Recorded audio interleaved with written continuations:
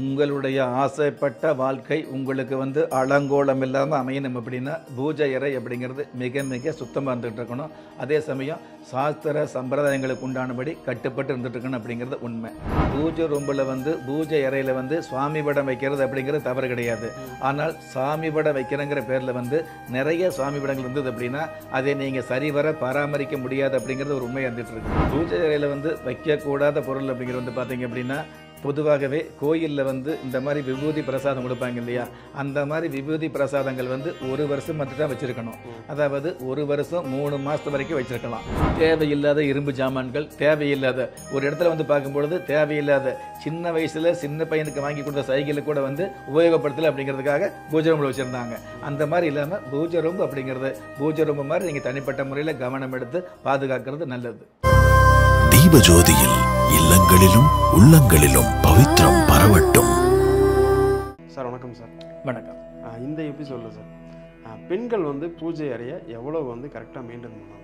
அதாவது உங்களுடைய ஆசைப்பட்ட வாழ்க்கை உங்களுக்கு அலங்கோலம் இல்லாமல் அமையணும் அப்படின்னா பூஜை அறை அப்படிங்கிறது மிக மிக சுத்தமாக இருந்துகிட்டு இருக்கணும். அதே சமயம் சாஸ்திர சம்பிரதாயங்களுக்கு உண்டானபடி கட்டுப்பட்டு இருந்துட்டு இருக்கணும் அப்படிங்கிறது உண்மை. நிறைய பேர் பார்த்தீங்கன்னா பூஜை அறையில் சுவாமி விட வச்சுக்கணுங்கிற ஒரு ஆர்வத்தில் நிறைய சாமி விடத்தை வச்சுருப்பாங்க. வீட்டில் கோயிலுக்கு ஏதோ போயிடணும்னா அந்த கோயிலேருந்து ஒரு ஃபோட்டோ வாங்கிட்டு வச்சுருவாங்க. அந்த மாதிரி வாங்கி வைக்கிறது தவறு கிடையாது. ஆனால் அந்த மாதிரி நான் கடந்த நிகழ்ச்சியில் சொல்லியிருந்தேன். அதாவது பூஜை ரூமில் பூஜை அறையில் சுவாமி படம் வைக்கிறது அப்படிங்கிறது தவறு கிடையாது. ஆனால் சாமி படம் வைக்கிறங்கிற பேரில் நிறைய சுவாமி படங்கள் இருந்தது அப்படின்னா அதை நீங்கள் சரிவர பராமரிக்க முடியாது அப்படிங்கிறது ஒரு உண்மையாக இருந்துகிட்டு இருக்குது. சுவாமி படம் இருக்கிறது தவறு கிடையாது. என்ன கண்ட படங்களை வைக்கிறத விட கடவுள் படம் இருக்கிறது தவறுன்னு சாஸ்திரம் சொல்லலை. ஆனால் சரியான வகையில் அதை பராமரிக்க முடியணும் இல்லையா, அது முடியாது அப்படிங்கிறதுக்காகத்தான் அளவான அளவில் சாமி படம் வச்சுக்கிறது நல்லது அப்படிங்கிற விஷயத்தை சாஸ்திரம் சொல்லி வச்சிருக்குது. குறிப்பாக எந்தெந்த படம் வைக்க வேண்டாம்னு சொல்கிறத விட குறிப்பாக எந்தெந்த படம் உங்களுடைய பூஜை அறையில் இருக்கணும் அப்படின்னு கேட்டிங்கன்னா கண்டிப்பாக பிள்ளையார் விநாயகர் பெருமாளுடைய படம் வந்துட்டு இருக்கணும், முருகப்பெருமானுடைய படம் வந்துட்டு இருக்கணும், லட்சுமி சரஸ்வதி படம் இருக்கணும், அது கூட திருப்பதி ஏழுமலையனுடைய பெருமாள் படம் வந்துட்டு இருக்கணும். இந்த 5 படம் சேர்ந்த மாதிரி நிறைய இடங்கள்ல, அதாவது சுவாமி படம் சம்பந்தப்பட்ட வியாபார ஸ்தலங்களில் இந்த 5 படம் சேர்ந்து தான் அதிகமாக வியாபாரத்துக்கு வச்சுருப்பாங்க. அதற்கு மேலே உங்களுக்கு இஷ்டப்பட்டு ஒரு சில கோயிலுக்கு போகும்பொழுது ஒரு சில சாமி படங்களை வாங்கிட்டு வரலாம். ஆனால் நம்ம என்ன பண்ணுறோம் அப்படின்னா இந்த சுவாமி சம்பந்தப்பட்ட விஷயங்களிலே பார்த்தீங்க அப்படின்னா அமைதியான தெய்வம் இருக்குது, அதில் ஆக்ரோஷமான தெய்வம் இருந்துட்டு இருக்குது. அமைதியான தெய்வம் அப்படிங்கிறது பார்த்தீங்க அப்படின்னா திரௌபதி அம்மன், காமாட்சி அம்மன், மீனாட்சி அம்மன், இந்த வரிசையில் நிறைய வரும். அதுவே அகங்காரமான தெய்வம் அப்படின்னு கேட்டிங்கன்னா காளி, வனபத்திரகாளி அப்படிங்கிற அமைப்பில் இருந்துகிட்டு இருக்கும். இந்த மாதிரி இல்லாமல் ஒரு அமைதியான சாந்த சொரூபமான தெய்வ படங்களை உங்களுடைய வீட்டில் வச்சு அந்த தெய்வ படங்கள் வீட்டில் இருந்தால் மட்டும் பத்தாது, அந்த தெய்வ படங்களுக்கு வார நாட்களில் அதாவது செவ்வாய் வெள்ளிக்கிழமை நாட்களில் கண்டிப்பாக அந்த சுவாமி படத்தை சுத்தப்படுத்தி அதற்கு ஒரு கற்பூரமாவது காட்டி நமஸ்காரம் வச்சுக்கிறது நல்லதாக இருந்துகிட்டு இருக்கும். நிறைய பேர் சாமி படம் வச்சிருக்கிறோம், உத்தியோக நிமித்தம் காரணமாக சரியான வகையில் அதை முறைப்படுத்த முடியாமல் இருக்கும் இல்லையா. அப்படி இல்லாமல் அந்த சுவாமி படத்துக்கு முன்னாடி, அதாவது வெறுமனே கற்பூரம் ஏற்றுறோம் அப்படிங்கிறத விட அந்த சுவாமி படத்துக்கு முன்னாடி ஒரு டம்ளர் தண்ணி கண்டிப்பாக இருந்துகிட்டு இருக்கணும். ஒன்று நிறசொம்பு தண்ணி இருந்துகிட்டு இருக்கணும். நிறசொம்பு தண்ணி இல்லாட்டி கூட பஞ்ச பாத்திரத்தில் தண்ணி வைக்கிறது நல்லது. எந்த ஒரு பூஜை அறையாக இருந்தாலும் அல்லது பூஜை அறை இல்லாத தனிப்பட்ட முறையில் சாமி படம் இருந்தாலும் அந்த சுவாமி படத்துக்கு முன்னாடி நிறசொம்பு தண்ணி வைக்கிறது மிக மிக நல்லது. டம்ளரில் வைக்கிறது அப்படிங்கிறத விட ஒரு சொம்பில் வைக்கிறது மிக மிக நல்லதாக சாஸ்திரம் சொல்லி வச்சிருக்குது. அதனால சுவாமி ரூமில் கண்டிப்பாக தண்ணி இருக்குங்கிற விஷயத்தை நிதர்சனமாகவே கடைபிடிக்கணும். சின்ன வயசுலேருந்து வீட்டில் சொல்லுவாங்க ஒத்தப்படையில் சூடம் கொளுத்து அப்படிம்பாங்க. சில இடங்களில் போனால் இல்லைப்பா ரெட்டப்படையில் சூடம் கொளுத்து, ரெண்டில் முடிகிற மாதிரி கொளுத்து. எது நல்லது? இல்லை, கற்பூர வில்லைகளை பொறுத்து சூடம் கொளுத்துவது ஒத்தப்படை ரெட்டப்படை கணக்கு கிடையாது. நீங்கள் தாராளமாக ஏற்றலாம். அதை ஒரு சின்ன தட்டில் விபூதி வச்சுட்டு அந்த விபூதிக்கு மேலே சூடத்தை போட்டு நீங்கள் தாராளமாக ஏற்றலாம்.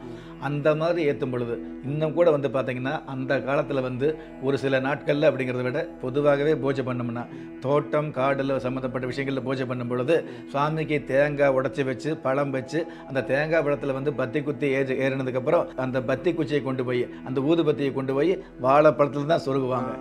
அது வந்து சாதாரணமாக நம்ம வந்து விளையாட்டுத்தனமாகவோ அல்லது வேறு வகையான வந்து ஒரு கிண்டல் பேசிக்கிட்டு இருந்தால் கூட அந்த வாழைப்பழத்தில் வந்து இந்த மாதிரியான ஒரு ஊதுபத்தியை குத்தும் பொழுது உங்களுக்கு இருக்கக்கூடிய திஷ்டை கூட கழிகிறதாக யதார்த்தமாக அந்த காலத்தில் சாஸ்திரம் சொல்லப்பட்டிருக்குது. இன்னைக்கு தனிப்பட்ட முறையில் ஊதுபத்தி ஸ்டாண்டு அப்படிங்கிறத ஒரு நாகரிகமாக இருந்துகிட்டு இருந்தால் கூட இந்த ஊதுபத்தி சம்பந்தப்பட்ட விஷயங்களை வாழைப்பழத்தில் குத்தி வைக்கும்போது கூட உங்கள் வாழ்க்கைக்கு வந்து ஒரு மிகப்பெரிய விமோசனம் நல்லது இருந்துட்டு இருக்குது அப்படிங்கிறது மறைமுகமான ஆன்மீக உண்மையாக தான் இருந்துட்டு இருக்குது அப்படிங்கிறது உண்மை. அதனால் பூஜை ஜாமான் சம்மந்தப்பட்ட விஷயங்களையும் சுத்தமாக இருந்துகிட்டு இருக்கணும். சுவாமி படம் அப்படிங்கிறது நிறைய பேர் வந்து பார்த்தீங்கன்னா அதாவது வீடு அலங்கோலமாக இருந்துகிட்டு இருக்கும். ஆனால் இவங்க மட்டும் வந்து பார்த்தீங்கன்னா பளிச்சுன்னு இருக்கக்கூடிய நம்மளை பார்க்கும்போது பளிச்சுன்னு இருக்கணும், அழகாக இருக்கணும் அப்படிங்கிற விஷயத்தை வந்து நம்ம எவ்வளவோ அக்கறை எடுக்கிறோம்.